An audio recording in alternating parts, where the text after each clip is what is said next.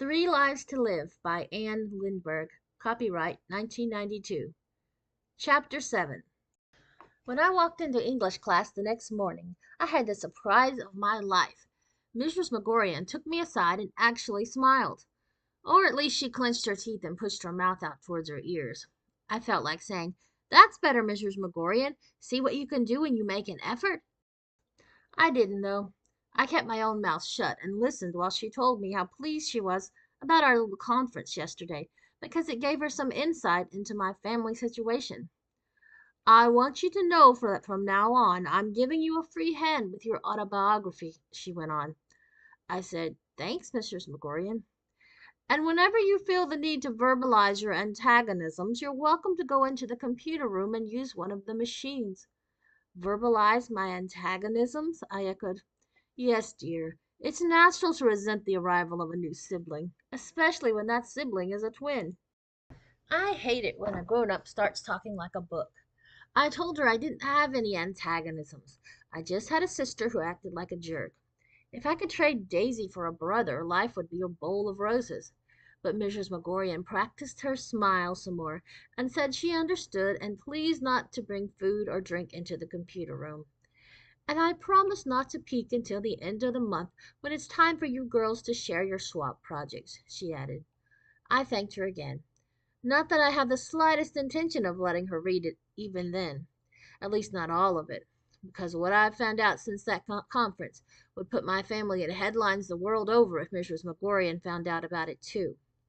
I took her up on her offer to spend extra time in the computer room, though. That's why I'm here during recess. It's Monday the 22nd, a warm day for November, and everyone else is outside. I'd like to be outside myself, but I have too much to tell. For instance, the salesman didn't charge us for fixing Daisy's laptop. In the first place, it was under warranty. In the second place, it was in perfect shape except for a pierced earring stud that he fished out from under the keyboard. He shamed Gratkins into buying a plastic dust cover that Daisy won't be using because it's tacky, but he didn't shame her into signing a contract for the service plan. Daisy drifted off toward the rack with the adventure games and didn't hear a word the man was saying. But I was right there listening, and I didn't like what I heard. What mainly annoyed me was his attitude. He was a real geek, the kind who turns himself off with the rest of the computers at closing time. Or as Daisy's laptop manual would put it, spends the night in standby mode to avoid superfluous consumption of battery power. The whole time he was talking to Gratkins, he had this condescending smile on his face, as if he were dealing with a total moron. "Tell your daughter to read the manual," he said. "My granddaughter is right here," Gratkins told him. "Both my granddaughters are here. They're academy students, and they know their way around a computer. Yours was malfunctioning." The salesman's smile became even more condescending. "Really? It was working smoothly again by the time it arrived at the shop." "You mean you didn't fix it?" I asked. "There was nothing to fix," he said. "Would you be interested in our beginner's quick reference guide, designed to help you familiarize yourself with your new computer?" I said, "No, thanks." It was Daisy's computer, not mine, but I didn't tell him that. I didn't want him anywhere near Daisy after what I had heard at the restaurant. If she was really from 1943, she didn't want the laptop giving her secret away. Leaving the salesman with Gratkins, I slipped off to tell her so. "Keep your distance," I warned her. "You don't want that man to know what's going on." "What is going on?" asked Daisy. She had loaded a trial game on this week's hardware special and was having a fine old time. "I haven't lost yet," she said happily. "Only I can't understand why I'm not winning either." "It's because you haven't started the game yet," I told her. "That's the option screen you're playing around with. You have to select the right one in order to default the keyboard, and then you can begin. Like this. See?" "No," said Daisy, and she gave me a blank, hazel-eyed stare. "Forget it," I said. "Let's go home. There are some questions I need to ask." And boy, did I ever ask questions. Like, what did Gratkins mean when she said she was Daisy? One and the same person? That was impossible. I could believe Daisy had arrived out of the past. It explained her weird behavior. But if Gratkins was Daisy grown up, how could they both be here at once? Daisy just shook her head when I asked. She seemed totally stunned, but Gratkins made an effort to explain. That laundry chute claims to take you 50 years ahead of your time, remember? It gives you a new lease on life. Okay, I conceded. So it's a time warp. But that doesn't account for you. If Daisy slid into a new life, how come you stayed behind and grew up the normal way? Gratkin said she didn't know. My guess is that it's not a time warp, though. I think it's more like a time stutter. I didn't get moved. I just got duplicated. All I can say is, Daisy sure doesn't look like a duplicated Gratkins. She's smart and pretty, and she's young. She has half a century before she reaches 63. When she finally does, will she look like the way Gratkins looks today? I could tell that Daisy was wondering the same thing. I didn't envy her. How did you happen to slide down the chute in the first place? I asked, to get her mind off the dilemma. Gratkin said, You tell, Daisy. For you it's not so long ago. Daisy thought for a moment. I was born here in this house, she began. That was back in 1930, and the party when we were playing sardines was in 1943. I've often played sardines myself. In fact, Gratkins taught me. It's like a backwards hide and seek. The person who's it is the one to hide, and all the others try to find him. When they do, they crawl in and hide with him. Pretty soon you're packed together like a can of sardines, and the last one in is the next to be it. You mean you hid in the laundry chute? I asked. Daisy shook her head. I hid in the linen closet. I was it, and Edwin was the first to find me. Who was Edwin? Edwin was my older brother, Daisy and Gratkins answered in unison. They looked at each other and laughed, only Daisy's laugh was a little woebegone. Edwards was a bully, Gratkins explained. He grew nicer as he grew older, but for a while he was a real terror. That party must have been at the end of July, because it was for his 15th birthday. Old enough to know better, you might say. It was the 24th of July, I reminded her. The day Daisy came out of the chute was, anyway. 50 years to the day, Gratkin said with a pensive look on her face. She seemed to be doing mental arithmetic while Daisy went on talking. He pinched me, Daisy said. He had this way of pinching the skin inside my arm, just above the elbow, the soft part where it hurts, and Gratkins picked up the story. And I tried to escape down the laundry chute, but Edwin caught me by my sash. Later he boasted that he'd saved my life. He ruined the dress, though. My mother had to cut it up for rags. Daisy was surprised. What do you mean? He didn't catch me. My dress wasn't ruined. That's when you and I parted ways, said Gratkins. The dress must have been duplicated, too. A shiver ran through me.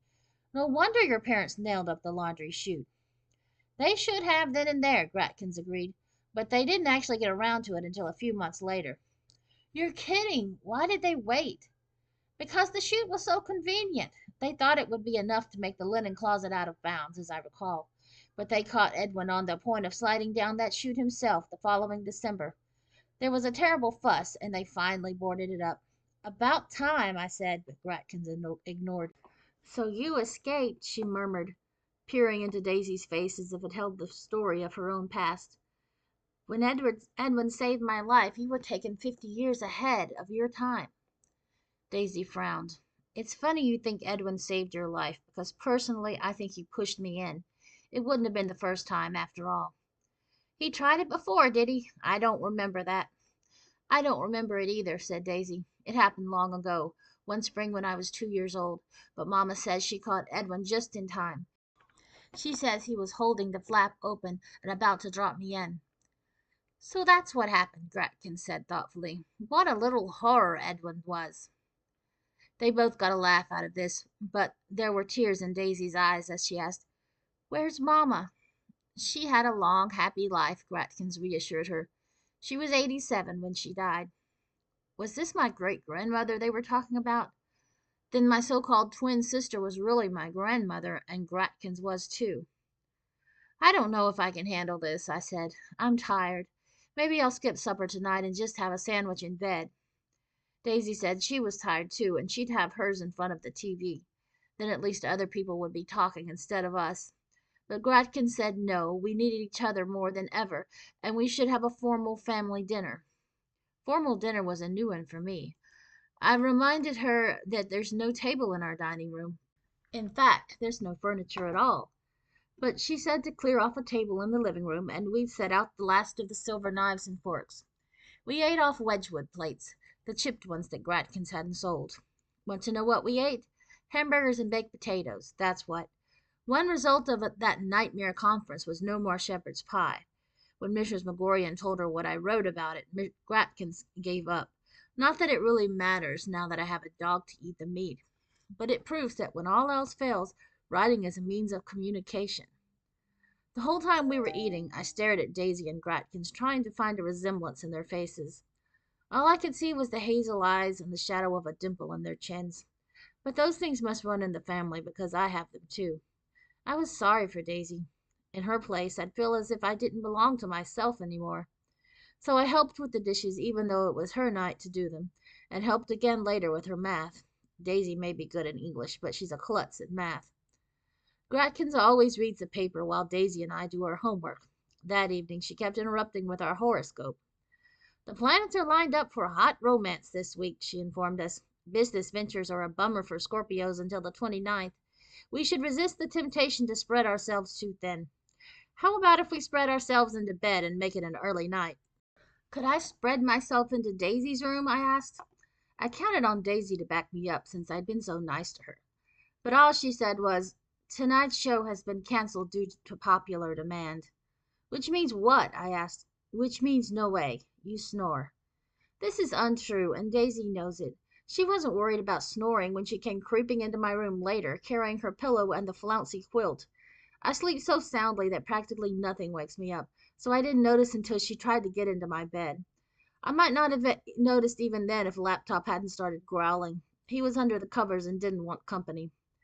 "What do you think you're doing?" I asked. "What time is it anyway?"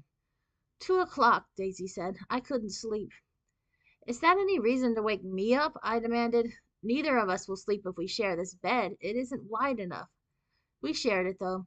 After I kicked Laptop out, Daisy and I slept like two logs until my alarm went off. But first she told me what was bothering her. "I keep getting myself mixed up with the Daisy back in 1943, she explained. "Then I start thinking that no matter what she does, she'll grow up to be Gratkins." "What's wrong with that?" I asked defensively. "Gratkins is nice."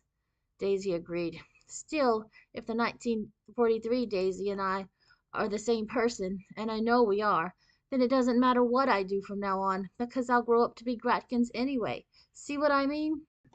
"Gratkins is already grown up," I reminded her. "This is 1993. That party with the game of sardines and everything is way back in the past." Daisy gave a little shiver and wiggled so close that she almost shoved me out of bed. "We were born in 1930. Gratkins is 63 now. Am I 63 or 13? 13, I said. "Don't let your imagination run away with you. Just shut up and go to sleep." Daisy yawned. "Yes, but Garrett, say Gratkins dies when she's 100. "Go to sleep, Daisy," I repeated. "That'll be the year 2030, Daisy went on, ignoring me. "If I'm only 13, I'll be 50 then. But if I'm really Gratkins, maybe I'll be 100 too. Except if I only look 50, maybe I'll live on until I look 100, which would be in 2080, when of course I'll really be 150. I groaned. "If you don't go to sleep, you'll look 150 tomorrow morning." "Yes, but Garrett, what if I die when Gratkins dies?" "She's not going to die," I told her. "She's going to live to be 100, remember?" "I just said that to make the arithmetic easier," Daisy said. "She's already 63. She might die tomorrow." "She won't," I promised. "Daisy, would you please shut up?" "Okay," said Daisy. But she didn't. Instead, she sat up and whimpered. "I don't want to be Gratkins. If she dies tomorrow, I might die too." "If she dies tomorrow, I wouldn't want to be Gratkins either," I said, and I rolled over and went to sleep. Daisy says she went right to sleep then too, so maybe I just dreamed that she was crying. Chapter 8. Mrs. McGorian has just made it perfectly clear that she doesn't believe this is the true story of my life. She doesn't even believe it's the true Daisy Atkins story, except for the part about Daisy's embarrassing birth certificate, which happens to be the least true thing about it. "We'll just call it a fictionalized autobiography," she said kindly. That kind of kindness I don't need. Fictionalized autobiography was just a polite way of calling me a liar, which is more than a self-respecting person can stand. But if I want to protect my family, I can't offer to prove any of this is true. Any of what she read up until the conference, that is. She's only guessing what I've written since the end of chapter 5. I sat at my computer for a while, brooding over the fix I was in. Meanwhile, Mrs. McGorian hovered over me with her new mouth-stretching smile. She got on my nerves. I switched to brooding over how to make her go away. Okay, I conceded. Maybe some of what people say isn't in the exact same words, but the things they say are true. Mrs. McGorian bobbed her head eagerly, as if a slow student had finally made a quarter-inch of progress. That's an interesting observation, Garrett. To what extent is the chronicler of actual events permitted to interpret or improvise? Sometimes I wonder if Mrs. McGorian's mind works like a sieve and lets simple words through while it keeps back the ones with lots of syllables. What does that mean? I asked. The professional author knows how to edit a conversation while still retaining the essence of it, she went on. To include every little well or would make dialogue unbearably tedious. I'm glad to see you are aware of the problem. But editing is one thing and embellishment is another. You mustn't let your imagination run away with you. She's wrong about imagination. A runaway imagination is often the only thing that can save you. In our family, thank goodness imaginations don't just run, they gallop. I say thank goodness because otherwise I don't know what we would have done about Daisy's birth certificate. It was Daisy herself who brought the subject up last night at supper.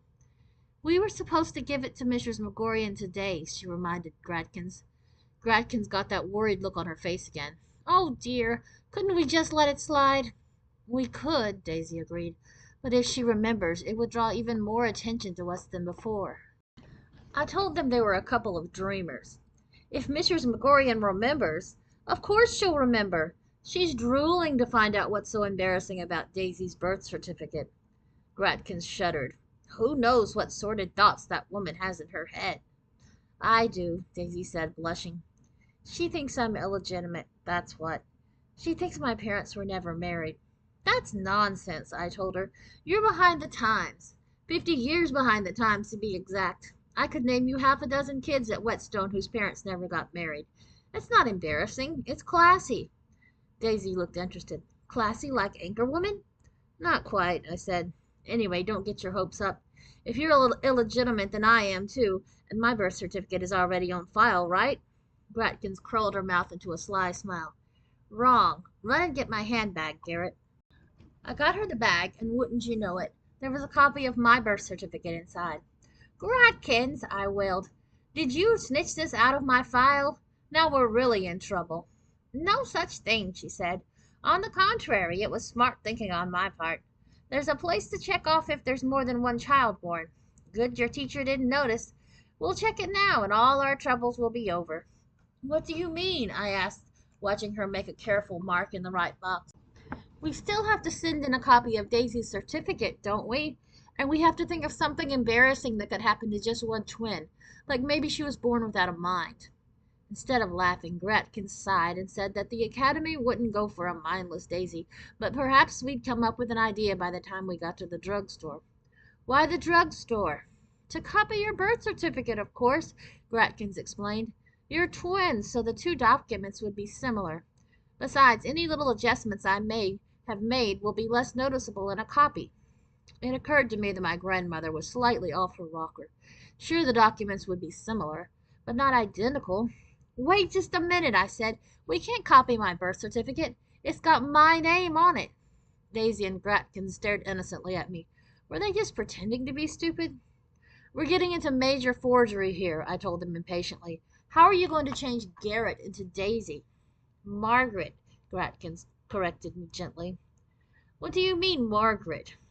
The name on your certificate is Margaret, honey. You were named for me, remember? She was right. It's something I haven't mentioned before because Margaret is not a name I'm fond of. Gratkins says she's always liked it, but that's because no one ever called her Margarine, like some kids at Whetstone used to call me. That's why I began to use Garrett for short. Okay, so how are you going to change Margaret into Daisy? I demanded. I don't have to, said Gratkins. Daisy is a nickname for Margaret. Didn't you know? It's because of Marguerite, which means Daisy in French.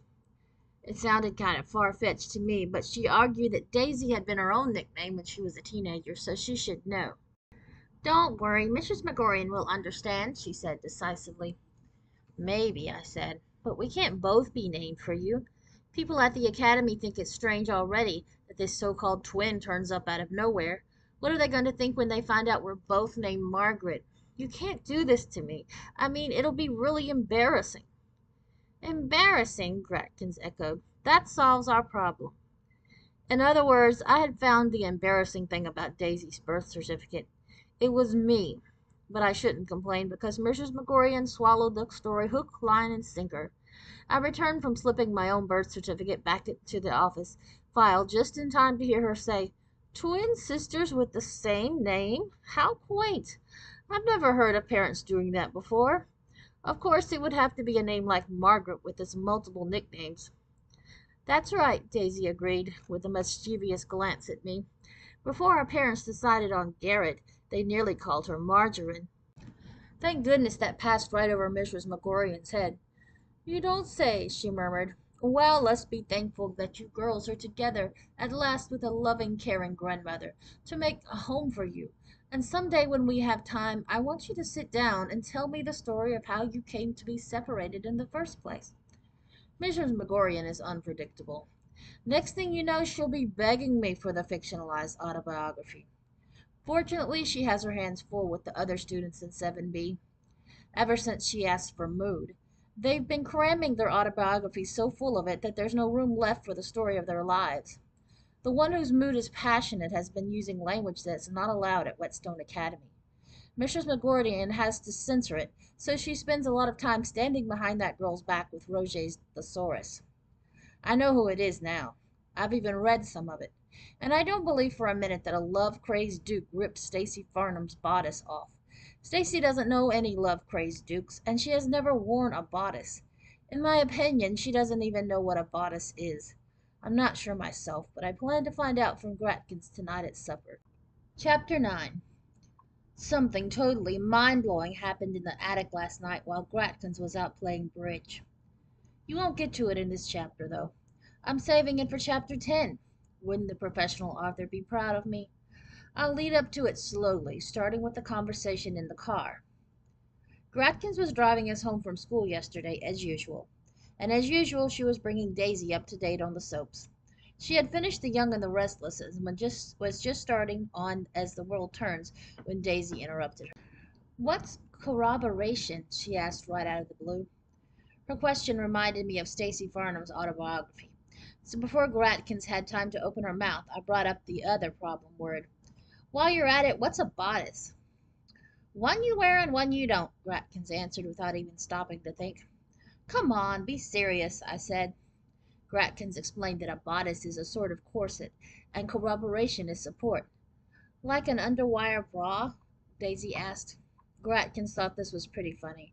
In fact, she laughed so hard that she had to pull over to the side of the road and calm down before she could go on driving. But after she left for her bridge party, Daisy and I checked both words in the dictionary. "Bodice, a piece of clothing that a woman wears above the waist," I read. "Stacy Farnham has a dirty mind." Daisy said it was probably one of those tight vest things with laces, like what Snow White wears. "You couldn't expect a love-crazed duke to untie laces," she reasoned. "Now look up corroboration. A bra doesn't make sense. I think it's something to do with photographs." I asked why she wanted to know, and she explained that it was for swap. The girls in 7A have been interviewing each other like newspaper reporters. Now they have to turn the interviews into articles. Today Mrs. McGorian told them to bring in snapshots of themselves as kids to use as corroboration. "Then for sure she doesn't mean a bra," I said, flipping ahead to the C in the dictionary. "It says here that to corroborate is to confirm something, or make valid." Daisy looked worried. "I can't do that. The pictures of me are too old-fashioned, and it's too late to change all the stuff I told my interviewer." When I heard what she told her interviewer, I was scandalized. I mean, it's one thing to hide the truth out of self-protection, and another to invent a pack of lies. Daisy told this girl that she had been stolen from her cradle by a demented hospital nurse who locked her up in a hot closet, where Daisy was forced to work like a slave. According to her story, it had been taken the combined efforts of Gratkins and the FBI 12 years to track her down. "What a heartwarming story," I said. "What kind of work did you do, locked up in that closet?" Before Daisy could answer, I lost my temper. Of all the idiotic, feeble-minded jerks, you take the prize. Did it occur to you that we were in trouble enough after Mrs. McGorian read my autobiography? You had to go and make it worse? Daisy said it was too late to change her story now, so would I please stop trying to make her feel guilty and think up a way to help instead? I need some photographs, she said. What am I going to do? I pretended to think hard. How about if we just cut out a few scenes from a horror comic? Photographs, Daisy repeated humorlessly. There's a whole bunch up in the attic, but they won't do. Use some of mine, I said. There aren't any from before I came to live here, but there's a cute one of me on the day I moved in, when I was 2. I'm wearing an old-fashioned lace dress with puffed sleeves. It's on Gratkin's bedside table. Daisy shook her head. I told you, old-fashioned won't do. Well, how about something really modern then? I suggested. Like you at the age of 63, for instance. We could ask Gratkins for the one off her driver's license. Daisy was on the verge of tears, so I stopped teasing and said should go up to the attic and look for photos after supper. The reason I said after supper is that supper last night was pizza, which I happen to adore. When Gratkins goes out to a bridge party, she always orders pizza and rents a video for me and Daisy. She says it so we can have a good time, too. We never watched the video last night, though. Instead, we took the pizza into my room so we could get our homework out of the way and leave the rest of the evening free for exploring the attic. I'll do your English if you'll do my math, Daisy offered, dropping her book bag on my floor. No, thanks, I said. Could you at least help me with it? She asked. I hate math. Why on earth would anyone want to know that v equals pi r squared h over 3, for instance? It's for if they want to know the volume of a cone, I told her. I'll eat your mushrooms if you'll eat my sausage. No, thanks, she said. If you need to know the volume of a cone, watch the man at Baskin-Robbins. It looks like a lot on top, but inside the cone is empty because he's too stingy to pack the ice cream down. Very funny, I said. It's too bad you hate math. Gratkins and I both like it. Daisy looked surprised. Gratkins likes math? No kidding. I wonder what's going to happen to make me change my mind. Her question made me feel really uncomfortable. How could she stand knowing what she'd be like when she grew up? It must take all the surprise out of life. Maybe that's what Gratkins meant when we were in the hospital waiting for Daisy to be stitched up last August. Not many people would want to be Daisy and share a house with their own future. I glanced at Daisy's face to see if she was having the same disturbing thought, but Daisy was performing open-heart surgery on her pizza. Gratkins knows I don't like onions, she grumbled. Why do you suppose she ordered them? Because I like them. Just scrape them off. They were already off, of course. When Daisy eats pizza, she has to put her slice on a tray, so there's room for all the little heaps of toppings. She even separates the cheese from the tomato sauce. After each bite of the basic pizza, she picks up a topping between her pinky and her thumb and delicately pops it in her mouth. This amuses the other customers when we're in a restaurant, but it drives me crazy. I should write a description of the way you eat, I said. The American Medical Association might pay good money for it. You'd think Daisy would be embarrassed, but she's totally insensitive to this kind of comment. Couldn't you please do my math for me? She begged. I just remembered I still have to do my English. I told her I thought her English homework was finding corroboration in the attic, but she said no, that didn't count. We'd have to write a letter to an author. I'm writing mine to Ernest Hemingway. What on earth for? I asked. Daisy explained how the girls in 7A are reading The Old Man and the Sea, and how it's beginning to drag on a bit. I'm going to ask him to set his next story on dry land, she said. Should I send it in care of his publisher? Send it care of God, I suggested. Daisy couldn't believe that Hemingway was dead. He was such a promising young writer, she wailed. What happened? I guess he grew into a promising old writer, I said. This is 1993, remember? I'll never figure out which things bother Daisy and which ones don't. Why should the mention of some dead author make her look so mournful? Cheer up, I said. He wrote a lot of good books during that time. He was famous. Daisy shook her head. Who cares about Hemingway? It's Gratkins that I mind about. It's not fair that she got to live through all those years and I had to skip over them. So she was jealous, not mournful. What could I say? Daisy had got a rotten deal, in my opinion, and there was nothing either one of us could do about it. Daisy scooped up her onions and fed them to Laptop, who was polite but not what you'd call grateful. It's having no choice that I mind, she told me. What if I want to go on hating math? When I grow up, do I have to like it just because something made Gratkins start liking it? I gave her question real thought. I don't know, I said finally. If you like it, you'll like liking it, though. Gratkins probably ate the way that I do when she was 13, Daisy continued in a gloomy voice. That means something will happen to make me like food when it's mixed together. Yuck, I hope it doesn't happen soon. If you like it, you won't think yuck, I reasoned. That's the whole point. Shut up and finish your math homework. Daisy was too upset to concentrate on math, so I gave in and helped after all. It's good I did. She was making a real mess of it. You'll have to do a heap of changing before you get good at math, I told her. Squared doesn't mean times two, dummy. It means you multiply something by itself. Instead of learning from me, Daisy wandered over to the shelf where I keep my pig collection. I have over 50 pigs, ranging from a big pink plush one to a tiny silver one the size of my thumbnail. My favorite is a china piglet with rosebuds all over it. Watch out, I said when Daisy picked one up. Some of those are fragile. I'm just putting them in order, Daisy said, and she started to line them up like soldiers. Of course, it wouldn't occur to Daisy that not everyone wants her pig collection to look like a military parade. Not everyone wants every single pig facing the same direction. Not everyone is neat to the point of lunacy. I heaved a meaningful sigh, but Daisy kept right at it.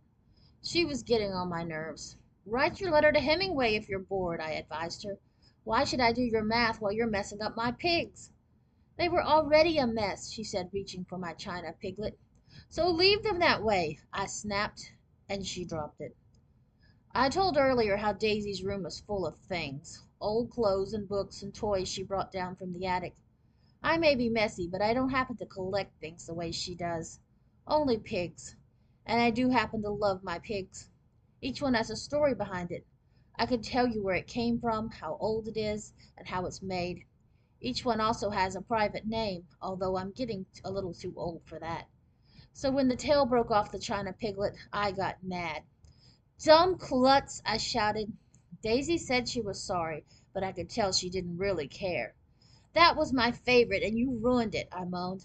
I bet you did it on purpose. That's when Daisy got mad. She said she hadn't done it on purpose, but she wished she had. It's not yours anyway, she added. Gratkins had no right to give it to you, because it belongs to me. It's true that some of my things belonged to Gratkins long ago. That means they used to belong to Daisy, and I can see how she might want them back. Not the piglet, though. If there's one thing in the house that's really mine, it's the piglet. It happens to have been in the pocket of that old-fashioned lace dress with puff sleeves that I wore the day I moved in, when I was 2.